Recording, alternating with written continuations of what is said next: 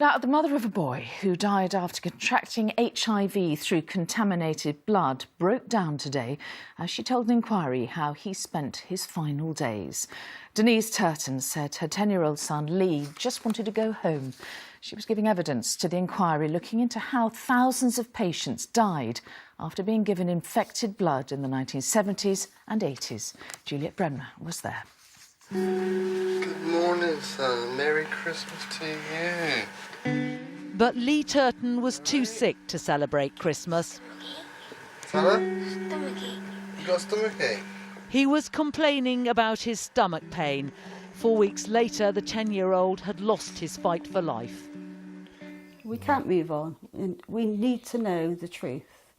Nearly 3 decades later, his parents are still haunted by the impact contaminated blood and HIV had on his short life. They didn't want him at the school, and there was a couple of the teachers in the school that wouldn't teach him. He felt different when he was in school because people started talking and children started talking. Friends wouldn't play with him anymore, so he started to realise he was different from anybody else. Today, the Turtons, with daughter Kelly, defied years of prejudice, publicly sharing their most painful moments with others at the inquiry. They actually told us he had between, we called us in, didn't they? Yeah.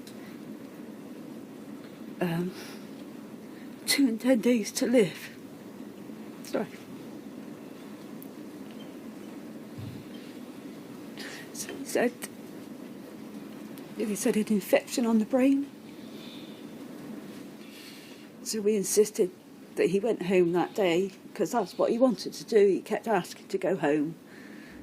Afterwards, I wondered what they hoped it would achieve. You sound as if you're not happy with the way that the government and other politicians have dealt with this.